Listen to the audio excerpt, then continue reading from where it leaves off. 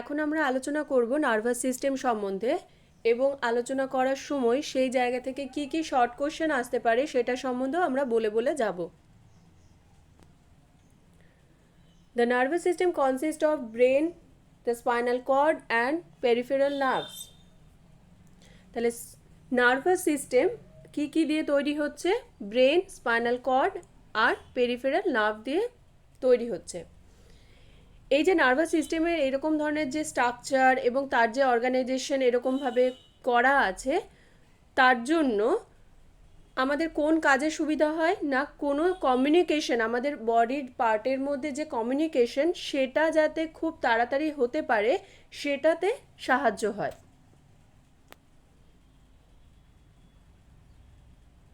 The nervous system are grouped as follows. তাহলে nervous সিস্টেমের দুটো গ্রুপ আছে, কি কি? সেটা হচ্ছে সেন্ট্রাল নার্ভাস সিস্টেম আর peripheral nervous system.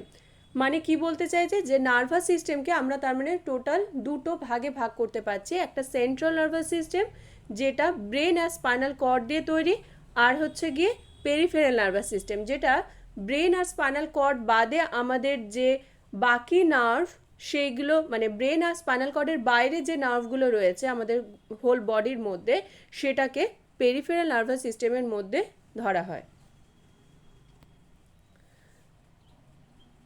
Peripheral nervous system cranial আর স্পাইনাল নার্ভ দিয়ে তৈরি হয়।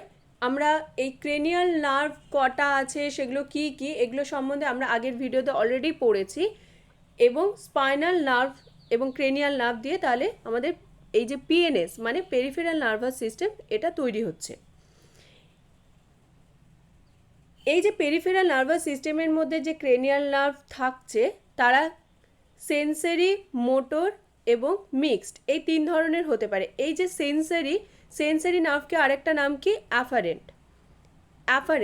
অ্যাফারেন্ট বা সেন্সরি নার্ভ বলতে আমরা কি বুঝি? আমাদের পেরিফেরি থেকে, মানে কোনো স্কিন থেকে আমি একটা উদাহরণ দিচ্ছি যে স্কিন থেকে আমাদের যদি কোনো একটা আমাদের যে টেম্পারেচার, কোনো গরম লাগছে কি ঠান্ডা লাগছে কিংবা কোনো সেন্সেশন, সেটা যখন আমাদের সিএনএস পর্যন্ত মানে ব্রেন পর্যন্ত গিয়ে পৌঁছাচ্ছে, তখন সেটাকে বলা হচ্ছে, এই যে নার্ভটা তাতে সাহায্য করছে তাকেই বলছে সেন্সরি নার্ভ বা অ্যাফারেন্ট নার্ভ।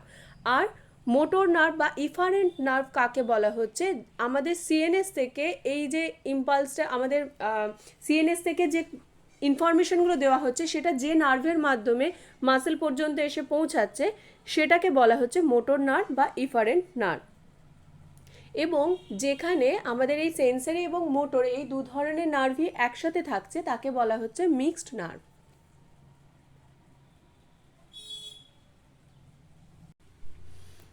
তাহলে আমাদের পেরিফেরাল নার্ভাস সিস্টেমের মধ্যে ফাংশনাল পার্ট হিসেবে আমাদের দু ধরনের ডিভিশন দেখা গেল, একটা হচ্ছে সেন্সরি ডিভিশন আর একটা হচ্ছে মোটর ডিভিশন। সেন্সরি ডিভিশন আমরা অলরেডি পড়লাম যে সেন্সরি মানে কিন্তু অ্যাফারেন্ট, মানে যেটা টু দ্য সিএনএস যাচ্ছে, ইম্পালসটা যখন টু দ্য সিএনএস মানে সিএনএস এর দিকে যাচ্ছে, যে নার্ভগুলো তাতে হেল্প করছে তাকে বলা হচ্ছে সেন্সরি নার্ভ।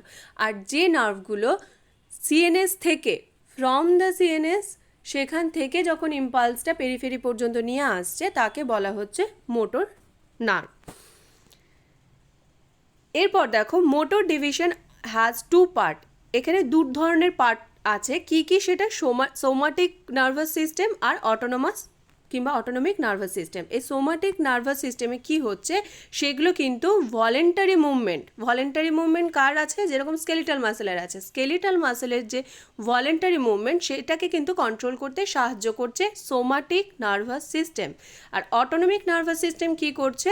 আমাদের যে ইনভলেন্টারি প্রসেসগুলো রয়েছে, যেমন হার্টবিট, পেরিস্টলসিস, এই যে বিভিন্ন ধরনের গ্ল্যান্ডের যে অ্যাক্টিভিটি, এই ধরনের আমরা জানি হার্টবিট কি আমরা নিজেরা করতে পারি না।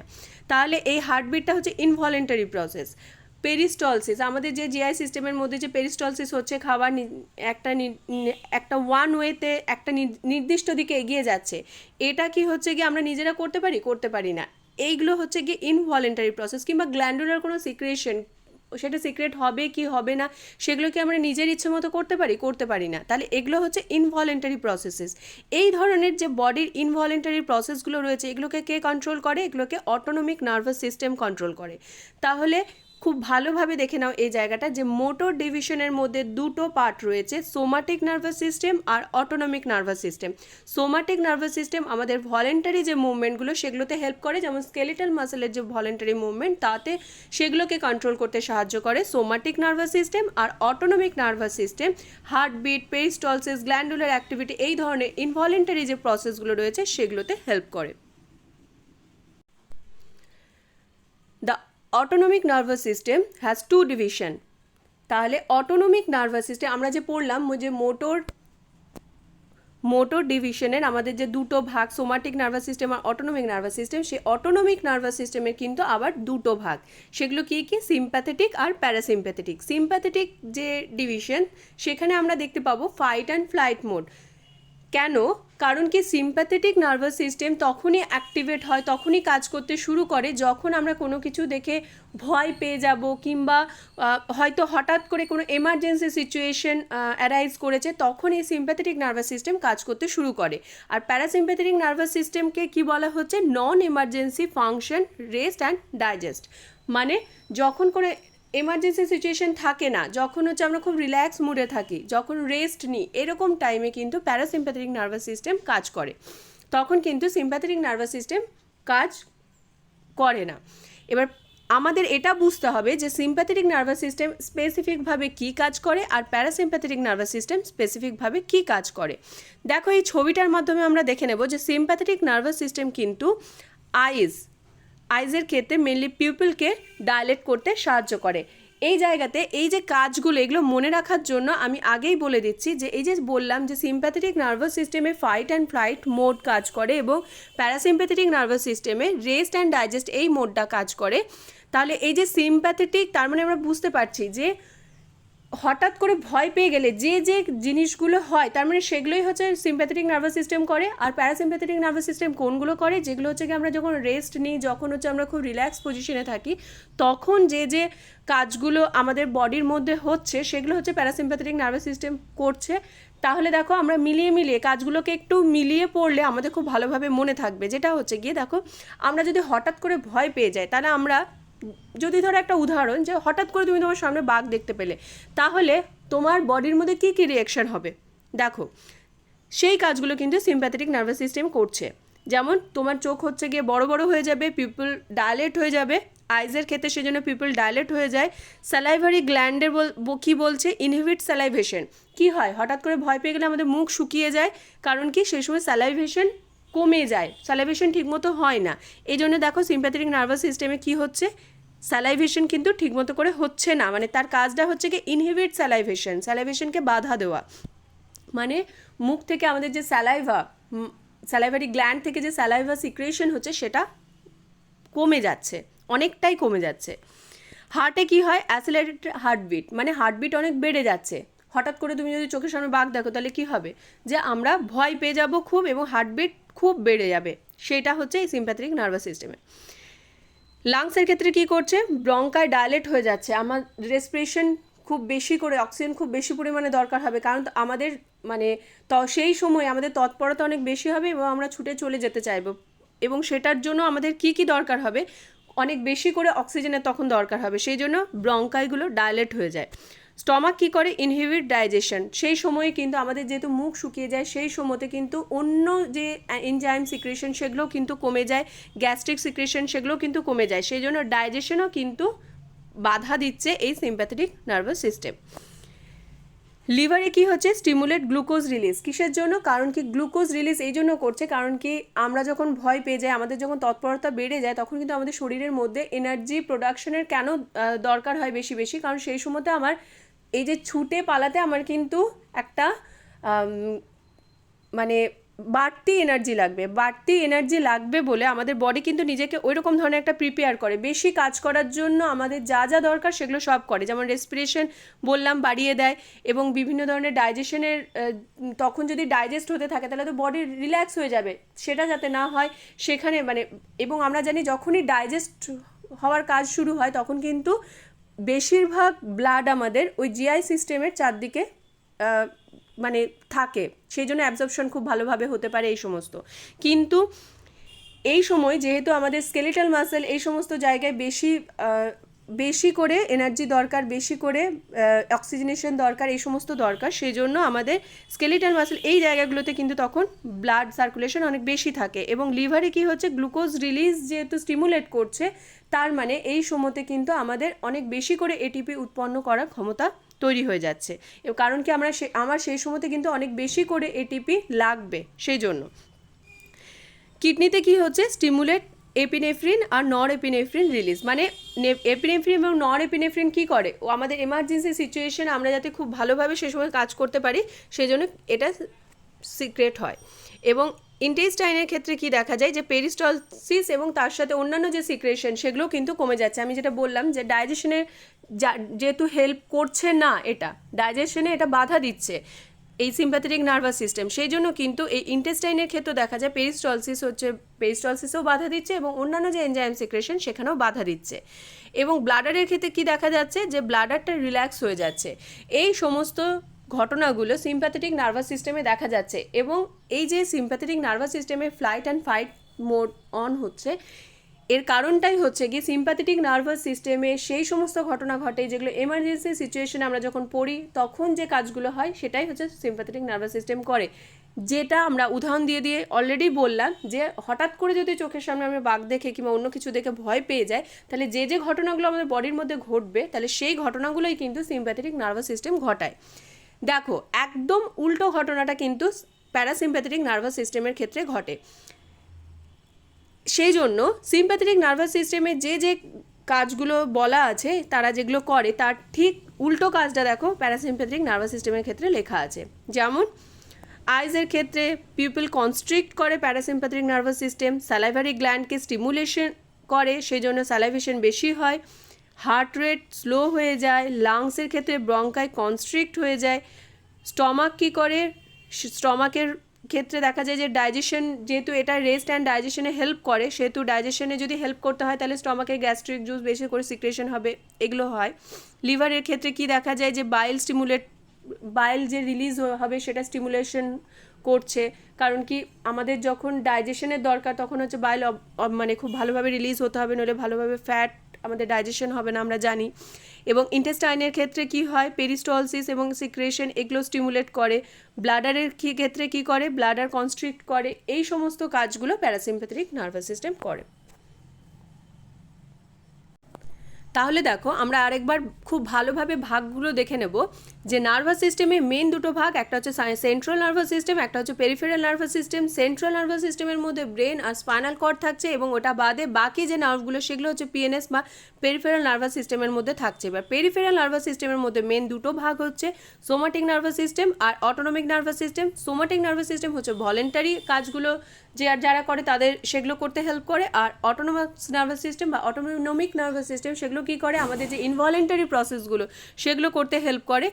এরপর এই অটোনমিক নার্ভাস সিস্টেমকে আবার দুটো ভাগে ভাগ করা যায়, সিম্প্যাথেটিক নার্ভাস সিস্টেম এবং প্যারাসিম্প্যাথেটিক নার্ভাস সিস্টেম। আমরা জানি যে সিম্প্যাথেটিক নার্ভাস সিস্টেম যখন আমরা স্ট্রেসের মধ্যে থাকি, যখন আমরা ভয় পেয়ে যাই, কিংবা যখন আমরা হচ্ছে অনেক বেশি ইমার্জেন্সি সিচুয়েশনে কাজ করি, তখন কিন্তু এই সিম্প্যাথেটিক নার্ভাস সিস্টেম কাজ করে। আর প্যারাসিম্প্যাথেটিক নার্ভাস সিস্টেম কখন, যখন রেস্ট অ্যান্ড ডাইজেস্ট, মানে আমরা যখন রেস্ট নিই, যখন হচ্ছে আমরা রিল্যাক্স মুডে থাকি, সেই সময়তে কাম অ্যান্ড রিল্যাক্সেশন, এই সমস্ত সময়ে আমাদের এই প্যারাসিম্প্যাথেটিক নার্ভাস সিস্টেম কাজ করে।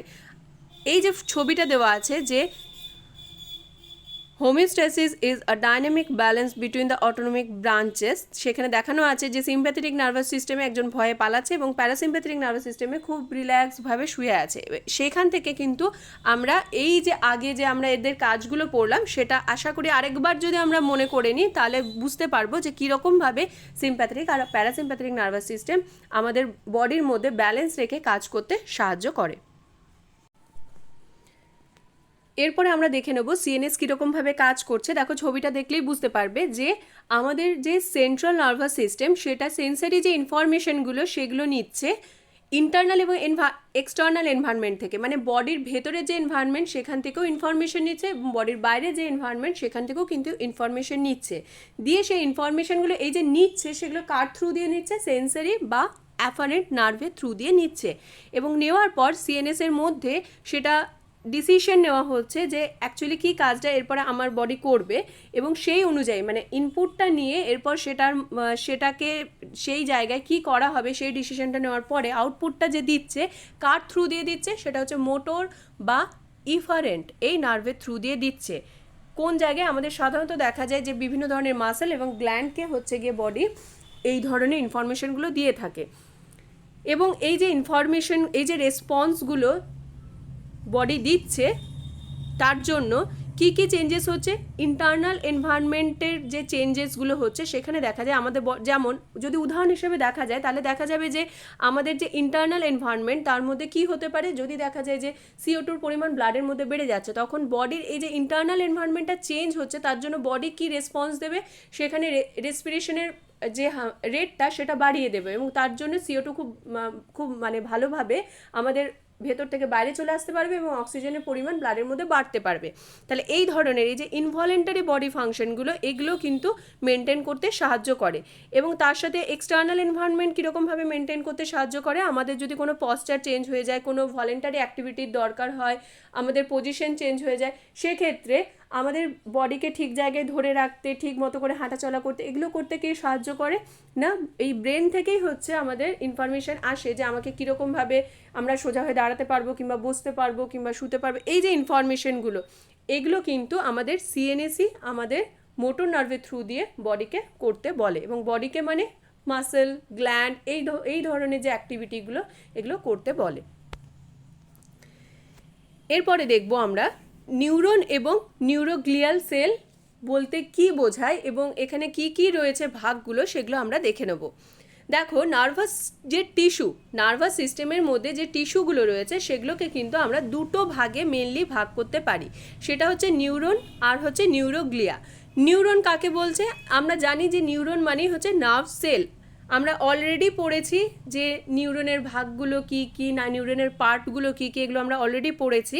তাহলে আমরা এটা জানি যে নিউরন মানে হচ্ছে গিয়ে নার্ভ সেল। এরা কি করে, এরা হচ্ছে একটা ফাংশনাল ইউনিট হিসেবে কাজ করে, এবং আর কি কি করে, এরা ইম্পালস জেনারেট করে এবং সেটা ট্রান্সমিট করে দেয় পরের নিউরন, পরে যে নার্ভ সেল তাতে ট্রান্সমিট করে দেয়। এরকমভাবে খুব তাড়াতাড়ি কিন্তু আমাদের ইলেকট্রিক্যাল এবং কেমিক্যাল এই দু ধরনের যে ট্রান্সমিশন, এই দু ধরনের ট্রান্সমিশনের মাধ্যমেই কিন্তু আমাদের ইনফরমেশনগুলো বাইরে এই যে এক্সটার্নাল কিংবা ইন্টারনাল এনভায়রনমেন্ট থেকে CNS পর্যন্ত যায়, এবং CNS থেকে আমাদের যে বিভিন্ন বডির বিভিন্ন পার্টে সেই জায়গায় ছড়িয়ে যায়। Neurons are supported by connective tissue. তাহলে নিউরন যে নার্ভ সেলগুলো আমরা এতক্ষণ ধরে পড়ে এসছিলাম সেইটা সাপোর্ট করে কে, এক ধরনের কানেকটিভ টিস্যু সেইটা সাপোর্ট করে, এদেরকে একসাথে নিউরোগ্লিয়া বলা হয়। তাহলে নিউরোগ্লিয়া কাকে বলা হয়, নিউরনকে সাপোর্ট করে যে কানেকটিভ টিস্যুগুলো তাদেরকে একসাথে বলা হয় neuroglia, which is form different type of glial cell. এই নিউরোগ্লিয়াগুলো যে তৈরি হয় কি দিয়ে তৈরি হয় না, বিভিন্ন ধরনের গ্লিয়াল সেল দিয়ে তৈরি হয়।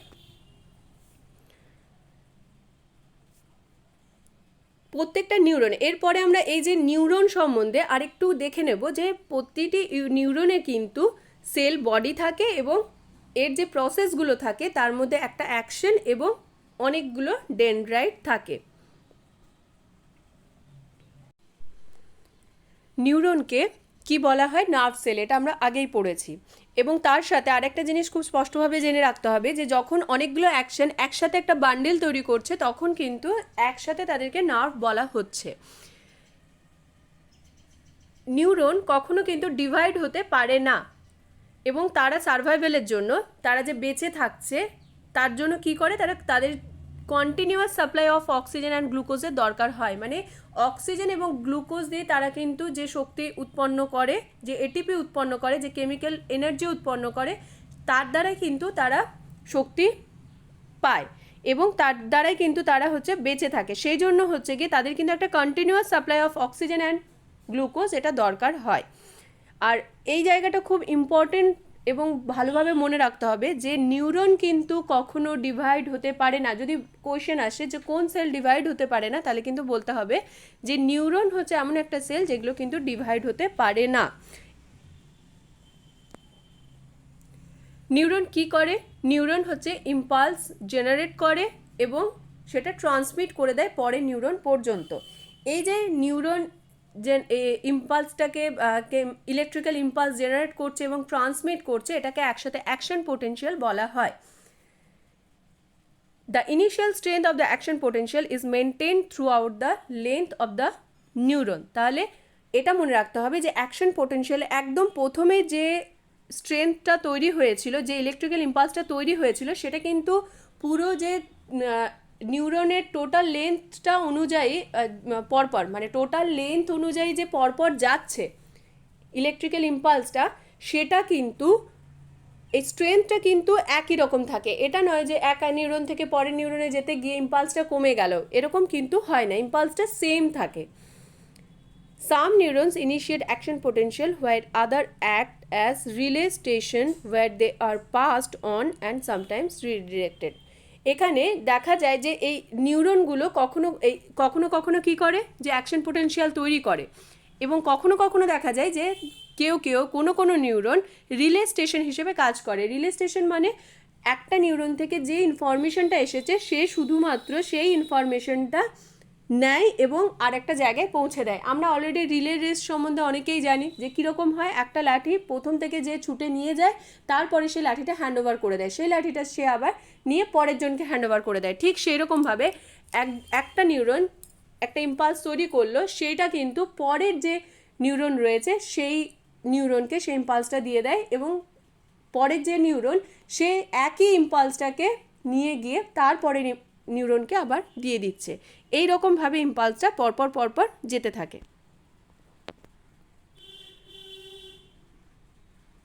Action potential can be initiated in response to stimuli from, তাহলে অ্যাকশন পোটেনশিয়াল কীরকমভাবে যখন মানে তৈরি হচ্ছে, যখন শুরু হচ্ছে, কোন কোন জায়গা থেকে স্টিমুলাইগুলো পায়? যদি আউটসাইড অফ বডি, যদি আউটসাইড বডির বাইরে থেকে আমরা যদি পেয়ে থাকি, তাহলে সেটা সাধারণত দেখা যায় যে কোনো টাচ, লাইট ওয়েভ, চোখে দেখতে পাচ্ছি এই যে লাইট ওয়েভগুলো, এখান থেকে স্টিমুলাইগুলো পাচ্ছি আউটসাইড অফ দ্য বডি। আর ইনসাইড দ্য বডি এগুলো কী কী হতে পারে? যে কার্বন ডাইঅক্সাইডের কনসেন্ট্রেশন হয়তো ব্লাডের মধ্যে বেড়ে যাচ্ছে, তখন রেসপিরেশন অল্টার করা দরকার পড়ছে, এইরকম ক্ষেত্রে আমাদের দেখা যায় বডির ইনসাইড থেকে স্টিমুলাই তৈরি হচ্ছে।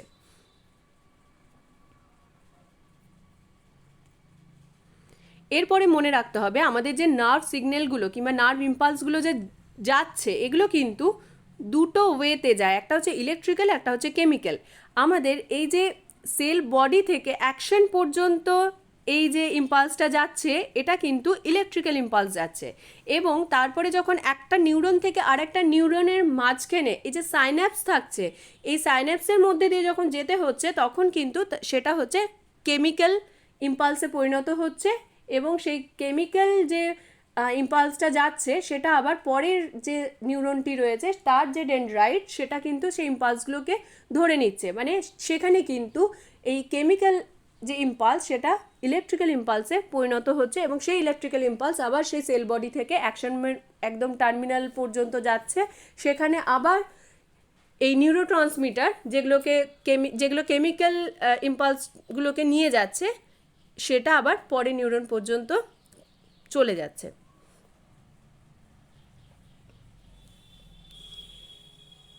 এরপরে আমরা চলে আসছি নার্ভ সেল। এরা কিন্তু সাইজ এবং শেপে বিভিন্ন ধরনের হয়ে থাকে, কিন্তু এরা যত বড়ই হোক না কেন এদেরকে কিন্তু খালি চোখে আমরা দেখতে পাবো না।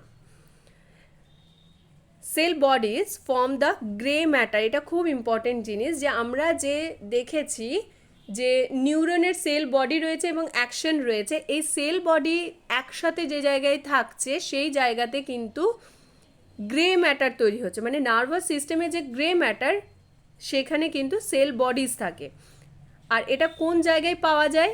এটা হচ্ছে ব্রেনের ক্ষেত্রে পেরিফেরিতে পাওয়া যায়। দেখো ছবিটা দেখলেই বুঝতে পারবে, ব্রেনের ক্ষেত্রে পেরিফেরিতে গ্রে বডি গ্রে ম্যাটার দেখতে পাওয়া যাচ্ছে, এবং স্পাইনাল কর্ডের ক্ষেত্রে এটা কিন্তু উল্টো, মানে সেন্টারে থাকছে। তাহলে ব্রেনের ক্ষেত্রে পেরিফেরিতে থাকে সেল বডিজ বা গ্রে ম্যাটার, আর স্পাইনাল কর্ডের ক্ষেত্রে সেন্টারে থাকছে গ্রে ম্যাটার বা সেল বডিজ।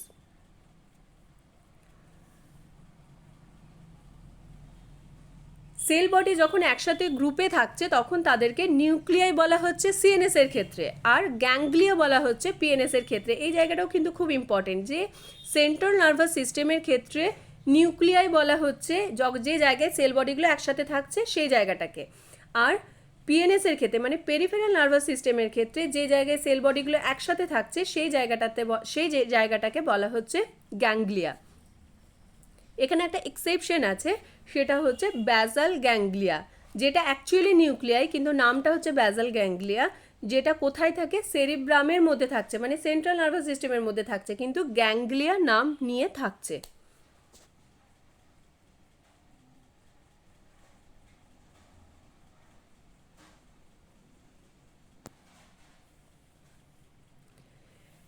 অ্যাকশন এবং ডেনড্রাইট, এই যে এক্সটেনশনগুলো সেল বডির সাথে, এই যে এক্সটেনশনগুলো এগুলো কি করে, এগুলো হচ্ছে হোয়াইট ম্যাটার ফর্ম করে। এই যে হোয়াইট ম্যাটার এটা কোন জায়গায় থাকে, এটা ব্রেনের ক্ষেত্রে সেন্টারে থাকছে। দেখো ছবিটা দেখো ভালো করে, যে ব্রেনের ক্ষেত্রে হোয়াইট ম্যাটার কিন্তু সেন্টারে থাকছে এবং স্পাইনাল কর্ডের ক্ষেত্রে সেটা কিন্তু পেরিফেরিতে থাকছে।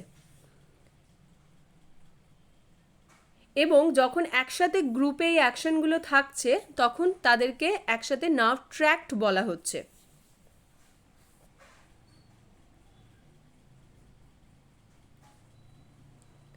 নার্ভ সেলের ক্ষেত্রে দেখা যায় প্রতিটি নার্ভ সেলের কিন্তু একটি করে অ্যাকশন থাকে, যেটা যে জায়গা থেকে অ্যাকশনটা তৈরি হচ্ছে নার্ভ সেলের এই সেল বডির সেই জায়গাটাকে বলা হচ্ছে অ্যাকশন হিলক। এবং এই অ্যাকশন হিলক জায়গাটা দেখো, ছবিটা দেখলে ভালো করে বুঝতে পারবে, অ্যাকশন যে জায়গা সেল বডির যে জায়গা থেকে উৎপন্ন হচ্ছে সেই জায়গাটাকে বলা হচ্ছে অ্যাকশন হিলক। অ্যাকশন কি করছে, সেল বডি থেকে ইনফরমেশনটাকে নিয়ে যাচ্ছে এবং সেটা পৌঁছে দিচ্ছে পরবর্তী যে সাইন্যাপস রয়েছে সেই জায়গাতে। নিউরোট্রান্সমিটারগুলো আস্তে আস্তে এক্সোসাইটোসিস প্রক্রিয়ায় বেরিয়ে যাচ্ছে এবং সেই ইনফরমেশনগুলো, সেই কেমিক্যাল ইনফরমেশনগুলো মানে ইলেকট্রিক্যাল থেকে কেমিক্যালে কখন কনভার্ট হলো, যখন এই নিউরোট্রান্সমিটারগুলো একটু একটু করে এক্সোসাইটোসিস প্রক্রিয়াতে সেলের যে অ্যাকশনের যে টার্মিনালসগুলো ছিল সেই জায়গা থেকে বেরিয়ে যাচ্ছিল, তখন কিন্তু ইলেকট্রিক্যাল ইম্পালসটা কেমিক্যাল ইম্পালসে পরিণত হলো এবং পরের যে নিউরন সেই জায়গায় কিন্তু এই নিউরোট্রান্সমিটারগুলো ইলেকট্রিক্যাল ইম্পালসগুলোতে আবার কনভার্ট হয়ে যাবে এবং মানে নিউরোট্রান্সমিটার যখন কেমিক্যাল ইম্পালসটাকে ছেড়ে দিচ্ছে তখন সেটা ইলেকট্রিক্যাল ইম্পালসে পরিণত হয়ে যাচ্ছে।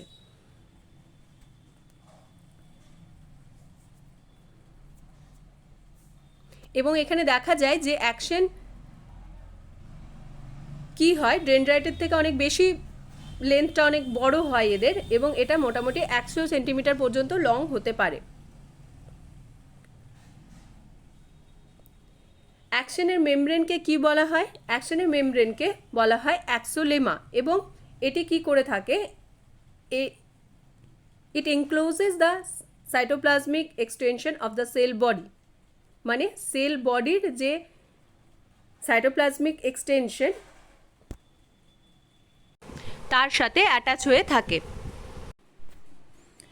পেরিফেরাল নার্ভের কিছু কিছু অ্যাকশন কিংবা কিছু কিছু লার্জ অ্যাকশন মানে অনেক বড় লেন্থে অনেক বড় এরকম ধরনের অ্যাকশনের ক্ষেত্রে কি দেখা যায়, তাদের চারদিকে মায়োলিন সিদ দিয়ে ঘেরা থাকে। এই যে মায়োলিন সিদ এটা কি করে এই যে ঘেরা থাকছে, এখানে যে দেখা যায় যে অ্যাকশনের চারদিকে সোয়ান সেলের একটা, এই সোয়ান সেলের যে প্লাজমা মেমব্রেন সেই প্লাজমা মেমব্রেন দিয়ে কিন্তু অ্যাকশনটা ঘেরা থাকছে এবং পরপর অনেকগুলো সোয়ান সেলের সিরিজ থাকছে, মানে অনেকগুলো সোয়ান সেল থাকছে যারা হচ্ছে গিয়ে পরপর অ্যাকশনের পুরো লেন্থ বরাবর তাকে ঘিরে রাখছে। এবং সোয়ান সেলের যে প্লাজমা মেমব্রেন সেটাই কিন্তু এই অ্যাকশনের চারদিকে ঘিরে রাখে।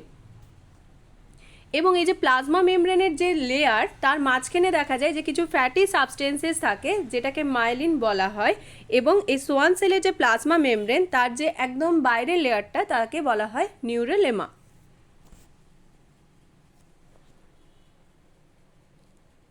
এবং এই যে অ্যাকশনের চারদিকে যে সোয়ান সেল থাকছে, সোয়ান সেলের প্লাজমা মেমব্রেন এই অ্যাকশনটাকে যে ঘিরে রাখছে, এখানে একটা জিনিস দেখা যায় যে পরপর যে সোয়ান সেলগুলো থাকছে এই দুটো সোয়ান সেলের মাঝখানে একটু জায়গা ফাঁকা থাকে, যে জায়গাটাতে যে জায়গাটাকে কি বলা হয়, নোড অফ র্যানভিয়ার।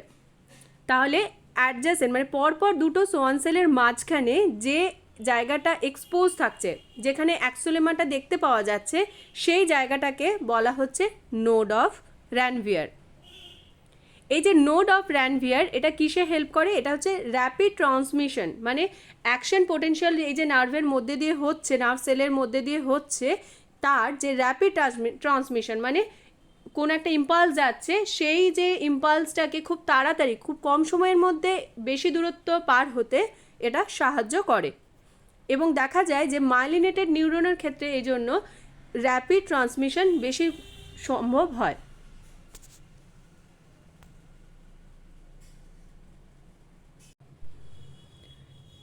এরপরে দেখো আনমাইলিনেটেড নিউরন, যে ক্ষেত্রে আমাদের এই মাইলিন সিদ অ্যাকশনের চারদিকে থাকবে না, সেই সমস্ত নিউরনকে আনমাইলিনেটেড নিউরন বলা হয়। দেখা যায় যে পোস্ট গ্যাংলিয়নিক ফাইবার যেগুলো রয়েছে, কিংবা কিছু কিছু ছোট ছোট ধরনের ফাইবার, মানে যে অ্যাকশনগুলোর লেন্থ বেশি নয়, সেই সমস্ত সিএনএসের যে স্মল ফাইবারগুলো, সেগুলো সাধারণত আনমাইলিনেটেড হয়ে থাকে, মানে অ্যাকশনের চারদিকে মাইলিন সিদ থাকছে না।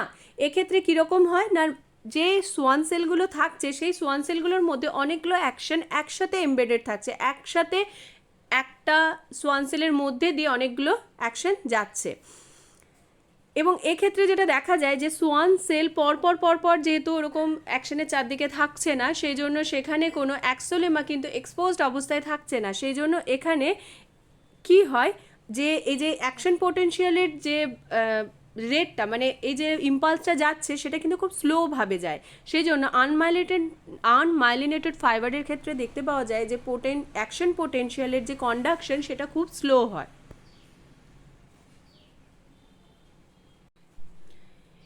এরপরে দেখো ডেনড্রাইট।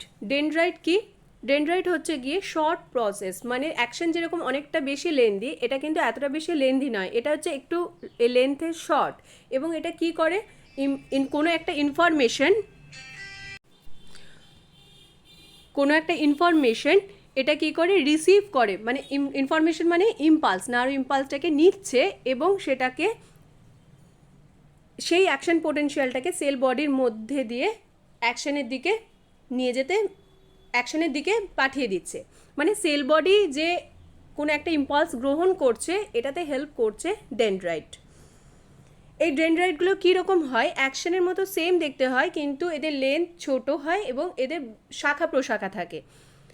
আর দেখা যায় যে মোটর নিউরনের ক্ষেত্রে যে ডেনড্রাইটগুলো থাকে, সেগুলো কিন্তু সাইন্যাপসের একটা পার্ট হিসেবে গণ্য হয়। কিন্তু সেন্সারি নিউরনের ক্ষেত্রে দেখা যায় যে সেন্সারি রিসেপ্টর হিসেবে এটা কাজ করে, মানে রিসেপ্টরের মতো এটাকে কোনো একটা ইম্পালসকে নেয় এবং তাতে একটা কোনো স্পেসিফিক স্টিমুলাইয়ে এটা কিন্তু রেসপন্স করে। তার মানে প্রত্যেকটা আলাদা আলাদা স্টিমুলাইয়ের জন্য কিন্তু ডেনড্রাইটের আলাদা আলাদা সেন্সারি রিসেপ্টর থাকে।